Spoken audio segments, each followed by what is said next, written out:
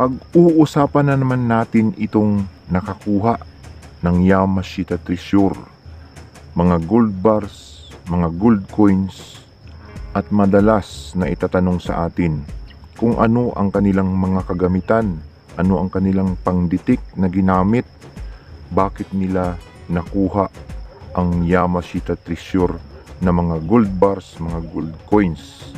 Mahalaga po ito. Ito pong ating topic na pag-uusapan ngayon. Kaya tutukan po ninyo hanggang sa matapos ang bidyong ito.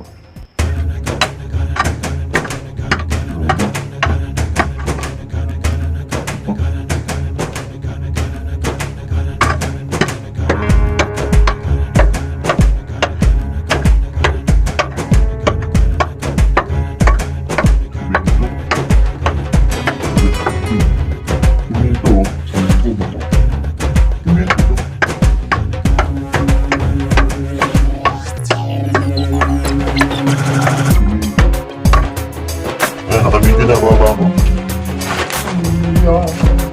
Bim, lagot na ito, Mingay. Pakiramdam mo yung doon. 1, 2, 3, go. Ito lang karong siya. Tama ito na kapag wala ko rin mo ulit yung bako eh. Wala mo na Mingay.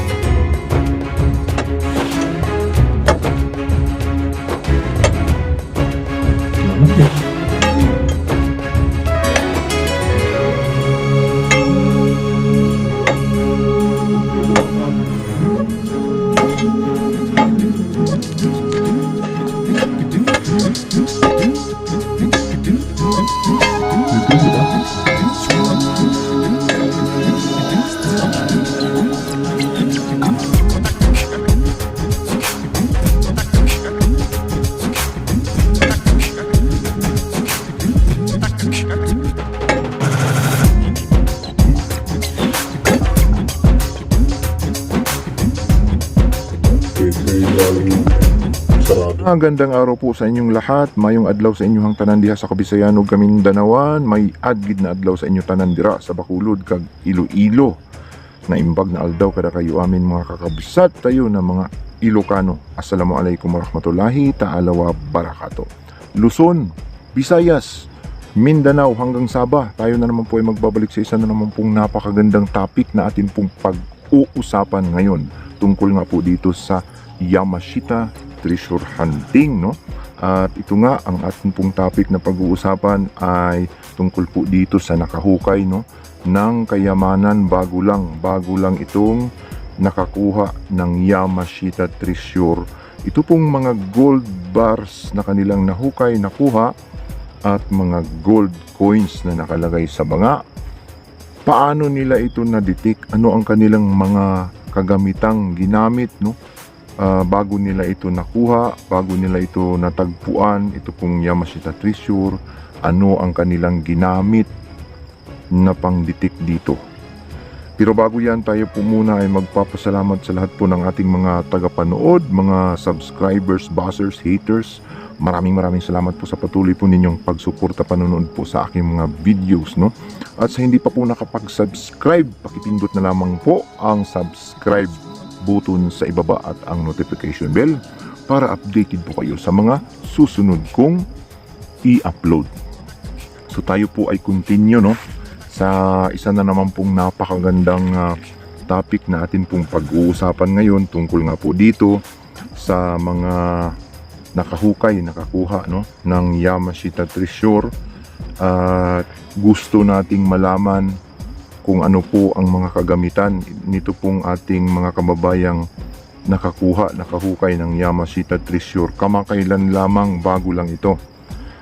So, banggitin natin yung mga kagamitan, no? Yung mga kagamitan na kung saan mga high-tech, no, kapag tayo po ay naghahanap ng Yamashita Treasure, mas lamang yung mga gumagamit ng mga high technology kagaya ng mga scanners, magagandang klaseng mga detectors, no?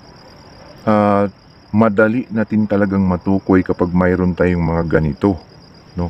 Kagaya ng mga may pera, kayang bumili ng mga iba't ibang klasing kagamitan na mga high-tech, mga backhoe, bulldozer, no? May pera na panggastos sa paghuhukay ng Yamashita Treasure. Madalas, ito ang mga nakakabinggo, ito ang mga nakakakuha. Sa syudad ay marami pong mga nakakahukay ng mga engineers, no? Sa kalsada, yung mga kontraktor, no?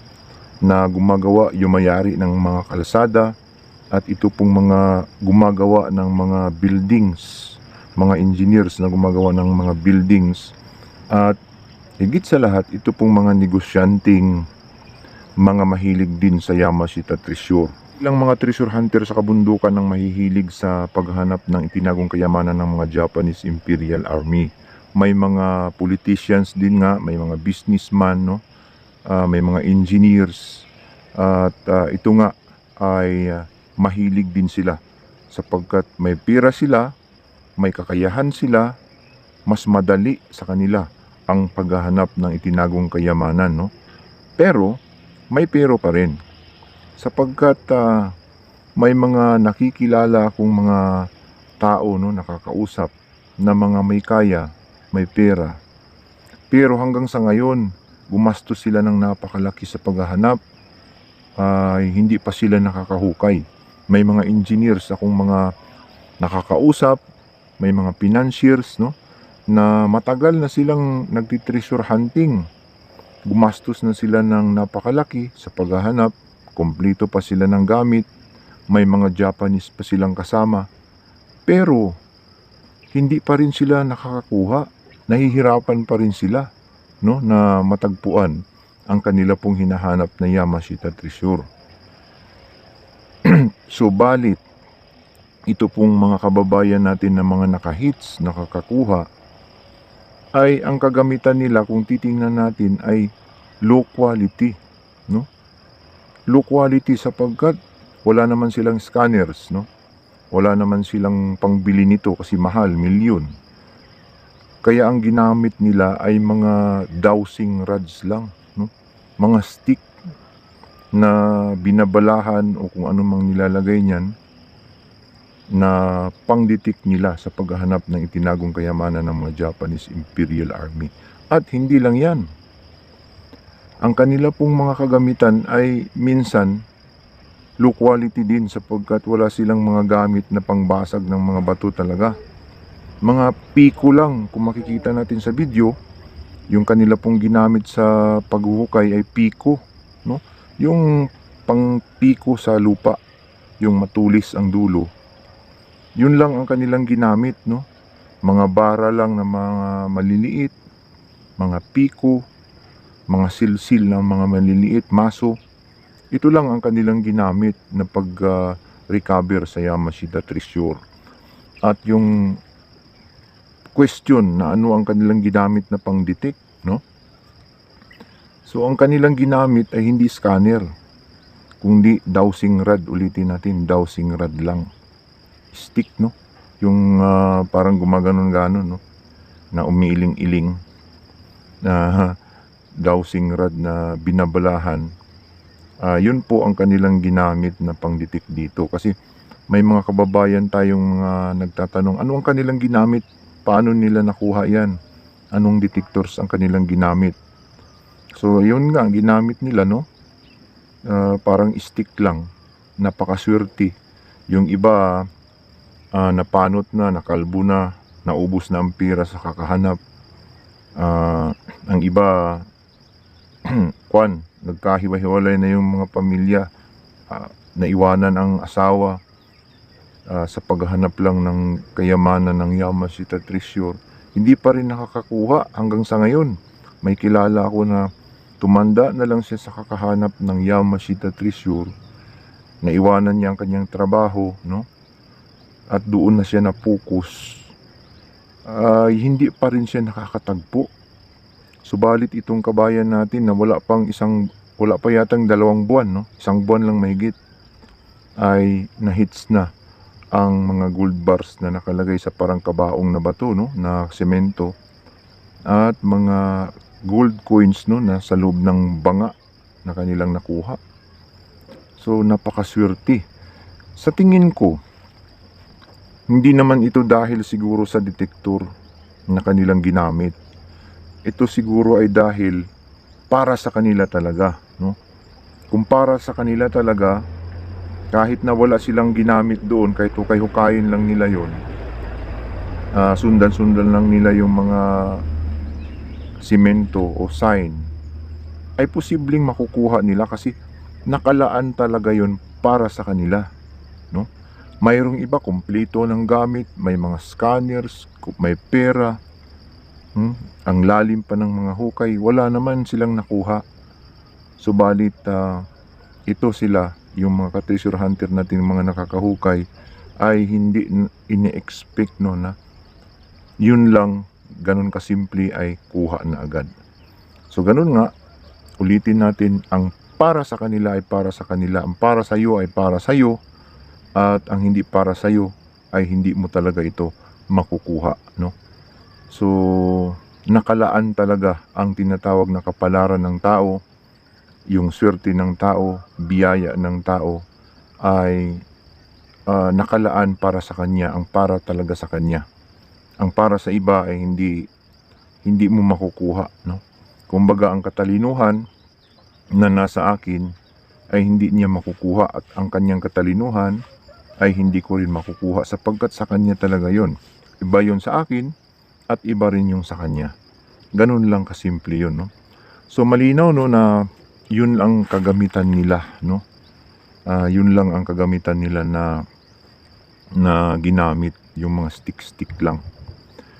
So yung mga nababalitaan natin na mga nakakakuha na mga high-tech ang gamit, mga Amerikano, ay talagang may mga mapa sila doon, no?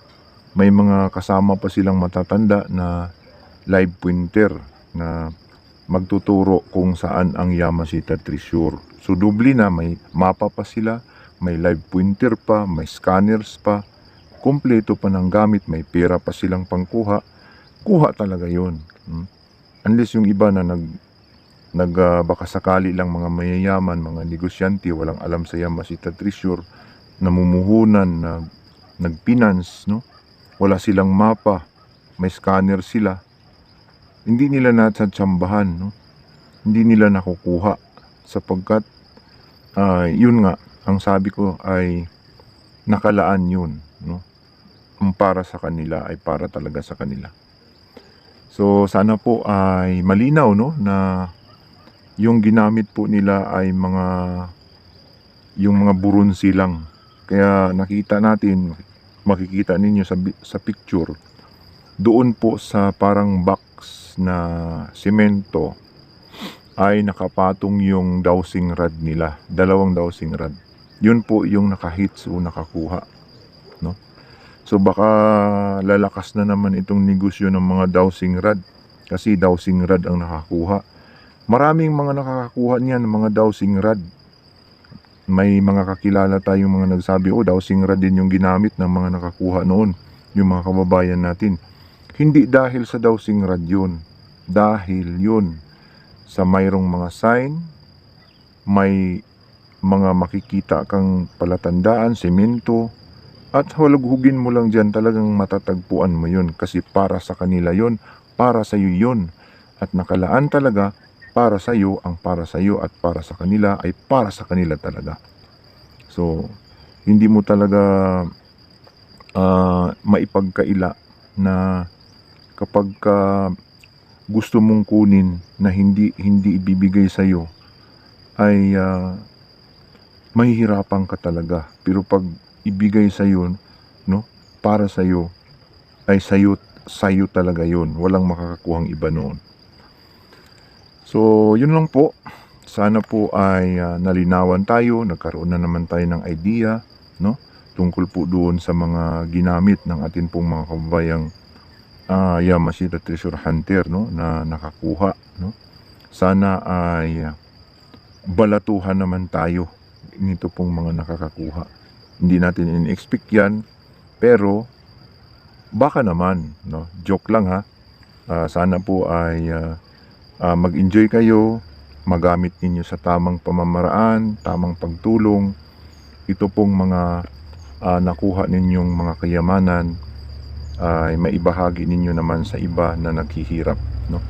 Hanggang dito na lamang po. Maraming salamat po sa patuloy po ninyong pagsuporta, no? Huwag niyo pong kalimutang i-share, mag-comments at mag-subscribe dito po sa aking YouTube channel para lumago po ang atin pong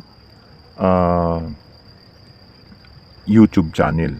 Hanggang dito na lamang. Maraming salamat po. Ito po ang inyong ka-treasure hunter nagsasabing kapag tayo ay naghahanap, tiyak po na tayo ay makakahanap.